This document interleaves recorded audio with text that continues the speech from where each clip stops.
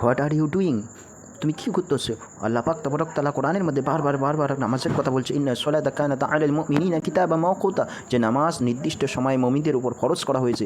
আর আকিমুস সালাহ এতবার বলা হয়েছে যে ৮০ থেকেও বেশি বার নামাজের কথা কোরআনে বলা হয়েছে। তারপরেও আমরা আজ মুমিন হয়ে, মুসলমান হয়ে নামাজ থেকে কত দূরে আছি। আল্লাহ তাআলা দ্বিতীয় জায়গার মধ্যে কতবার না বলেছেন। হুজুর সাল্লাল্লাহু আলাইহি ওয়াসাল্লাম হাদিসে বলেন যে বাইনাল আবদি ওয়া বাইনাল কুফরি তারকুস সালাহ, যে মুমিন আর যারা মুমিন না তাদের মধ্যে যদি একটা তফাৎ আছে, সে তফাৎ হলো তারা মুমিনরা নামাজ পড়ে আর কাফেররা নামাজ পড়ে না।